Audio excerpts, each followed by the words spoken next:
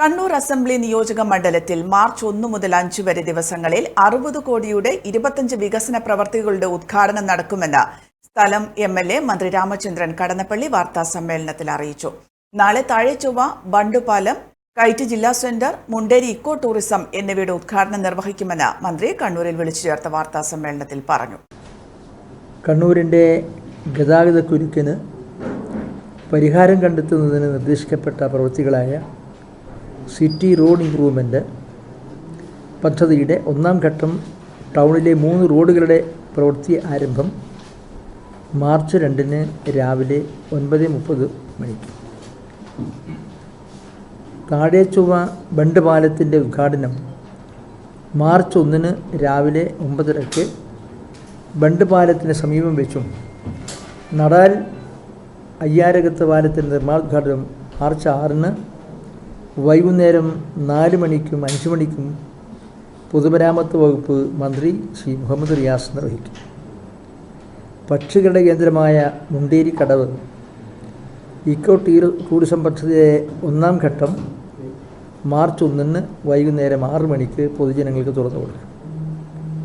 സംസ്ഥാന ബജറ്റ് ഫണ്ടിൽ നിന്ന് 3 കോടി രൂപ ചെലവഴിച്ച് നിർമ്മാണം പൂർത്തിയാക്കിയ തിരാനൂർ സത്തം റോഡ് മാർച്ച് 5 6 മണിക്കും വളരെ പഴക്കം ചെന്ന കെട്ടിടത്തിൽ പ്രവർത്തിക്കുന്ന കണ്ണൂർ സബ് രജിസ്ട്രാർ ഓഫീസ് കെട്ടിടത്തിന് പകരം 3 കോടി രൂപ ചെലവഴിച്ച് നിർമ്മിക്കുന്ന പുതിയ കെട്ടിടത്തിൻ്റെ നിർമ്മാണോദ്ഘാടനം മാർച്ച് 2 11 മണിക്കും ശിക്ഷക സദനം നടക്കും. പൊട്ടിപ്പൊളിഞ്ഞു കിടന്നിരുന്ന കണ്ണൂർ KSRTCയുടെ യാർഡ് MLA ഫണ്ട് ഉപയോഗിച്ച് പൂർത്തിയാക്കിയതിൻ്റെ സമർപ്പണം മാർച്ച് 5 വൈകുന്നേരം 6 മണിക്ക് നടക്കും. MLA ഫണ്ട് ഉപയോഗിച്ച് പ്രവൃത്തി പൂർത്തിയാക്കിയ തോട്ടട ടൗൺ സൗന്ദര്യവൽക്കരണം മാർച്ച് 5 വൈകുന്നേരം 5 മണിക്കും മുഖ്യമന്ത്രിയുടെ തദ്ദേശ റോഡ് പുനരുദ്ധാരണ പദ്ധതിയുടെ ഭാഗമായി മണ്ഡലത്തിൽ അനുവദിച്ച 10 കോടി രൂപയുടെ 35 റോഡുകളിൽ പൂർത്തിയായ റോഡുകളുടെ ഉദ്ഘാടനവും ഈ സമയത്ത് തന്നെ നടക്കും. ആകെ 14 പ്രവൃത്തികളിലായി 23 കോടിയോളം രൂപയുടെ പ്രവൃത്തികളുടെ പൂർത്തീകരണവും 35 കോടിയുടെ 10 പ്രവൃത്തികൾക്ക് ആരംഭം കുറിക്കുവാനും സാധിച്ചു. 1600 കോടിയുടെ വികസന പദ്ധതികളിൽ 1500 കോടിയും കണ്ണൂർ കോർപ്പറേഷൻ പരിധിയിലാണ് വിനിയോഗിക്കുന്നത്. എന്നാൽ കണ്ണൂർ കോർപ്പറേഷൻ എല്ലാറ്റിനും തുരങ്കം വയ്ക്കുകയാണ്. കടന്നപ്പള്ളിയുടെ പ്രതിച്ഛായ തകർക്കുക എന്ന രാഷ്ട്രീയ ലക്ഷ്യമാണ് അതിന് പിന്നിലുള്ളതെന്ന് കണ്ണൂർ മണ്ഡലം വികസന സമിതി കൺവീനർ N ചന്ദ്രൻ പറഞ്ഞു. ടൗൺ ഹാൾ ഇല്ലാത്ത കേരളത്തിലെ ഏക ജില്ലാ ആസ്ഥാനം കണ്ണൂരാണ്. എത്ര കൊല്ലമായി ടൗൺ ഹാൾ ഇല്ലാത്തത്? ഇത്രയും കാലമായിട്ട് ടൗൺ ഹാൾ നിർമ്മിക്കാൻ ഭരണാധികാരികൾക്ക് കഴിഞ്ഞിട്ടില്ല. അപ്പം ജനങ്ങൾ ആശ്രയിക്കുന്നത് ഇതുപോലത്തെ ഓപ്പൺ സ്ഥലങ്ങളാണ്.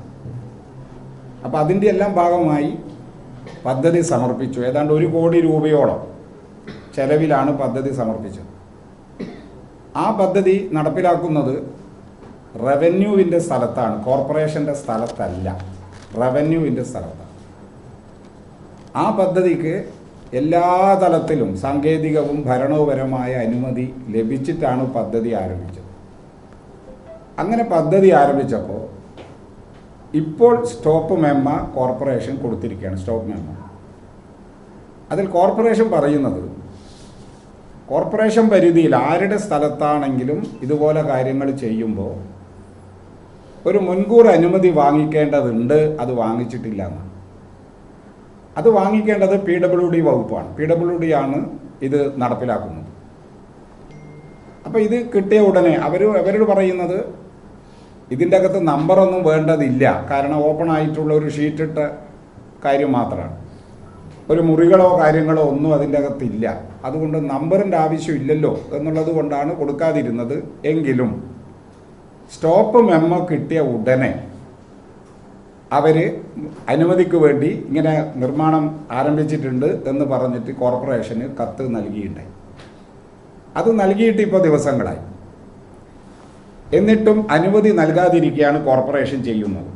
കണ്ണൂർ മണ്ഡലത്തിൽ വീണ്ടും മത്സരിക്കുമോ എന്ന ചോദ്യത്തിന് അതൊക്കെ പാർട്ടിയും മുന്നണിയും തീരുമാനിക്കുമെന്നായിരുന്നു കടന്നപ്പള്ളിയുടെ മറുപടി. ബാബു ഗോപിനാഥും വാർത്താ സമ്മേളനത്തിൽ പങ്കെടുത്തു. Aster MIMS hospital, we'll treat you well. Chala east, Kannur.